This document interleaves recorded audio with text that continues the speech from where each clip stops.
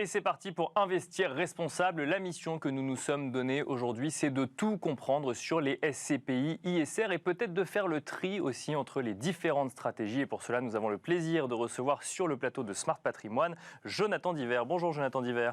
Bonjour Nicolas. Bienvenue sur le plateau de Smart Patrimoine. Vous êtes fondateur de meilleurscpi.com et le sujet qui nous anime aujourd'hui, c'est les SCPI ISR. Déjà, est-ce qu'on peut définir ce que c'est qu'une SCPI ISR, Jonathan Diver? Oui, l'acronyme ISR, investissement socialement responsable. Ce qu'on pourrait expliquer pour que les épargnants comprennent assez facilement, c'est une étiquette qui indique que le produit d'épargne a une démarche d'investissement socialement responsable, qui généralement s'explique autour des trois grande thématique ESG, environnement, social, gouvernance. Et donc le label ISR, ça fait un peu plus de 3 ans qu'il existe sur les fonds immobiliers, sur les OPCVM, les valeurs mobilières. C'est une bonne chose parce que c'est une prise de conscience que l'immobilier génère des émissions de gaz à effet de serre et CO2. Et en fait, un label ISR, il est obtenu pour une durée de 3 ans. D'accord. Et on a généralement des critères, 8 critères qu'on appelle des critères extra-financiers qui sont indiqués quelque part dans un cahier des charges. Et ce cahier des charges, on va pouvoir le suivre en tant qu'épargnant, année après année, dans ce qu'on appelle le rapport ESG. Concrètement, quand on parle, alors effectivement, l'impact du parc immobilier, les émissions carbone du parc immobilier, c'est vrai que c'est des sujets qui sont souvent au cœur de l'actualité, notamment quand on parle de logement. Quand on parle de SCPI, de véhicules d'investissement en lien avec l'immobilier, ça se traduit comment une démarche responsable ? La démarche responsable, elle va se traduire à travers des actions que les sociétés de gestion vont mettre en place. Ce qu'il faut savoir, c'est que, comme vous l'avez évoqué, l'immobilier émet beaucoup de gaz à effet de serre lors de la construction. Bien sûr. Mais encore plus lors de son utilisation. D'accord. Donc l'utilisation, ça va être quoi? Ça va être les fluides de gaz pour chauffer un bâtiment, ça va être la climatisation, ça va être toute cette durée de vie du bâtiment. Et tout ce qui va être mis en place en termes d'actions, et on a fait une étude là-dessus, des actions vraiment concrètes qui sont mises en place dans le cadre du label, tout ce qui va être mis en place dans la réduction de consommation énergétique pour faire en sorte que, voilà, de manière un peu simpliste, je vais enfoncer une porte ouverte, mais vous avez un bâtiment de bureau, ce bâtiment de bureau en été, vous allez réduire un petit peu la climatisation parce que la nuit, il fait un peu plus frais. Peut-être que vous allez avoir des systèmes qui vont ouvrir avec des ouvertures automatiques qui vont rafraîchir le bâtiment. Vous allez pouvoir avoir sur des bâtiments de bureaux, généralement on a des toitures terrasses. Donc les toitures terrasses, elles sont peintes en noir, sauf que le noir, ça capte la chaleur. Donc vous avez intérêt à les peindre en blanc. Voilà, c'est plein d'exemples comme ça qui sont... Non, mais c'est intéressant et on pourra peut-être y revenir en détail, mais parce qu'effectivement, le label ISR peut s'obtenir aussi sur des fonds financiers. Donc là, on comprend effectivement les stratégies d'investissement entre telles ou telles activités d'entreprise. Donc dans l'immobilier, finalement, c'est comment on utilise le bâtiment d'une manière un peu plus responsable, ou en tout cas le bâti d'une manière un peu plus responsable. Exactement. Alors ça, c'est sur l'aspect environnemental. Donc c'est le E, et c'est généralement un peu ce qui parle le plus quelque part aux utilisateurs, aux épargnants. Il y a le S sur l'aspect social. D'accord. Social, ça veut dire quoi? Ça veut dire faire en sorte que son bâtiment soit agréable pour ses utilisateurs, qu'il soit accessible en mobilité douce, métro, transport en commun. C'est faire en sorte aussi d'avoir peut-être des éléments qui se rapprochent aussi un peu du E, de l'aspect environnemental. Vous pouvez avoir des ruches, vous pouvez faire en sorte d'avoir différents éléments qui vont quelque part rendre votre bâtiment agréable. J'aime bien dire que l'immobilier de bureau est mort et qu'on est passé dans un immobilier d'entreprise de services, faire en sorte qu'il y ait toujours plus de services.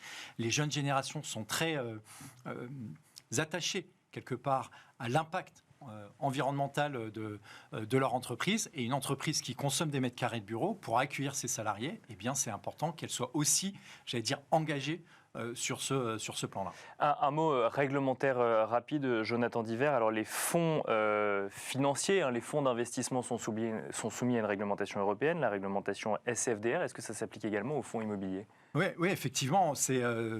On a les 3 grandes catégories, article 6, qui concernent les produits financiers qui ne font pas la promotion de caractéristiques environnementales. Les articles 8, qui sont, j'allais dire là pour le coup, qui ont une démarche de caractéristiques environnementales et les articles 9 qui sont encore un peu plus stricts. Voilà, donc on est principalement, une SCPI labellisée ISR, elle doit viser un article 9 à terme. Ce n'est pas forcément le cas aujourd'hui, mais elle doit viser. Et alors, justement, aujourd'hui, en termes de marché, quand on est épargnant, est-ce qu'on a une idée des proportions peut-être des SCPI labellisés ISR, ou en tout cas qui mettent en place des stratégies d'investissement durable? Alors, au 31 décembre, il y a 50% du marché qui est labellisé ISR. D'accord. Le 31 décembre 2022. Donc, vous voyez qu'en 3 ans, il y a plus de 50% du marché qui s'est mis dans cette démarche de labellisation ISR. Attention, ce label, il ne dure que 3 ans. Bien sûr, oui. Il doit être, corroboré d'actions concrètes qui sont mises en place par les gérants. Et ce qu'on voit, c'est que la collecte des SCPI labellisés ISR est plus importante que la collecte des SCPI qui ne le sont pas. Donc c'est une demande des épargnants, ou en tout cas... C'est une demande, je pense, des épargnants, des gros réseaux de distribution aussi, parce que c'est important quand même de rappeler qu'une SCPI qui n'est pas labellisée ISR peut quand même tout de même avoir des actifs qui sont gérés d'une bonne façon, des actifs qui sont bien liquides. Voilà, il y a certaines SCPI, que ce soit des petites ou des grosses SCPI, qui ont beaucoup d'actifs, qui ont de très bons fondamentaux d'un point de vue environnemental. Donc c'est pas non plus, la martingale. Hein. Ça veut pas dire que c'est les meilleurs fonds du marché. C'est une démarche, en tout cas, je trouve intéressante parce que elle définit un cahier des charges. Ce cahier des charges, en tant qu'épargnant, on se dit, OK, mon gérant, il va mettre en place une démarche autour des 3 thématiques, environnement, social et gouvernance. Et quelque part, ça montre aussi à quel point l'immobilier est émetteur de gaz à effet de serre et qu'il faut prendre le sujet à bras-le-corps.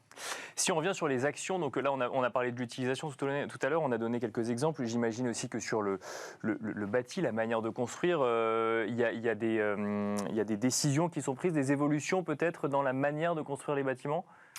Alors, votre question est intéressante parce qu'elle pose la question de faire progresser quelque part la démarche des permis de construire. Il faut savoir que les fonds immobiliers, ils détiennent des actifs qui sont déjà construits. Ouais. Donc, on est plus dans une démarche, ce qu'on appelle de best in progress.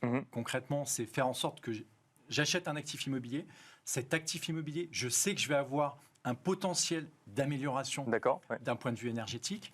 Ce qu'il faut savoir, c'est que quelque part, en étant sur le best in progress, c'est là où il y a le plus d'impact possible. Parce que si demain, un épargnant se dit j'ai envie d'investir dans un fonds qui est labellisé ISR et 100% de bureaux neufs ou de commerce neuf, etc., c'est pas possible en fait. Il n'y a pas suffisamment d'offres. Donc voilà. Et en plus, les enjeux ne sont pas là. Les enjeux, ils sont principalement sur les passoires thermiques, sur les anciens bâtiments.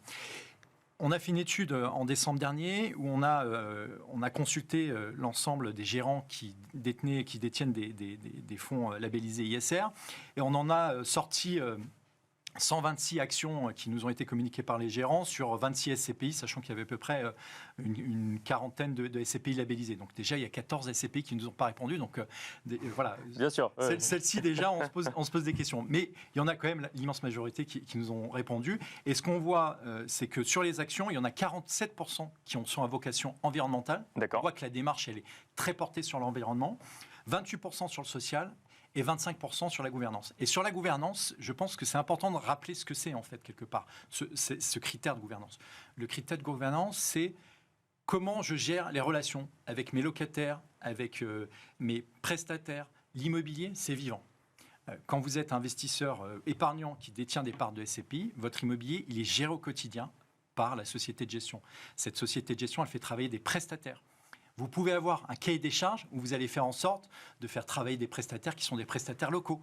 Vous allez pouvoir mettre en place tout ce cahier des charges quelque part pour améliorer toutes les relations avec les parties prenantes. Justement, Jonathan Diver, il nous reste encore 1 minute. Est-ce que vous avez quelques exemples peut-être de stratégies ISR en matière de SCPI qui vous ont marqué ? Oui, alors on vous a pris quelques idées. La première, c'est une SCPI qui s'appelle Atrimotel, qui donc est dans l'hôtellerie. Alors on sait très bien que l'hôtellerie est une industrie qui est très émettrice de gaz à effet de serre. Ils ont déjà pris le sujet à bras-le-corps. Atrimotel, qui calcule la coefficient biotope par surface de son patrimoine, et voilà, et faire en sorte d'avoir quelque part une adéquation entre la faune et la flore. Hein. Donc on voit qu'ils sont dans une démarche assez importante et très intéressante. Je vais vous donner un autre exemple d'une autre SCPI qui s'appelle Eurovalis. Ils ont des actifs qui sont en Allemagne, avec du gazon devant les immeubles. Et bien cette SCPI qui historiquement coupait et tondait le gazon de façon régulière, ils ont décidé de le tondre de manière plus irrégulière, 2 fois par an. Pourquoi ? Parce qu'en fait, les herbes hautes apportent de la biodiversité, rafraîchissent le sol. Voilà. Et puis une dernière SCPI, qui est une SCPI pan-européenne, Corum Orion, qui a une dynamique, c'est une SCPI qui est labellisée ISR, et dans une action très concrète qu'ils nous ont partagée, ils ont un de leurs bâtiments qui consomme plus de 10% de moins que la référence du marché. Donc vous voyez que c'est quelque part... on voit qu'il y a différents leviers d'action. Ces différents leviers d'action, ils sont très importants et ils montrent à quel point gérer son immobilier, c'est compliqué. Et quand vous avez un gérant qui est capable de le faire à votre place, c'est plutôt une bonne chose. Merci beaucoup, Jonathan Diver, d'être venu sur le plateau de Smart Patrimoine. Je rappelle que vous êtes fondateur de meilleurscpi.com. Et quant à nous, on se retrouve tout de suite dans Enjeu Patrimoine.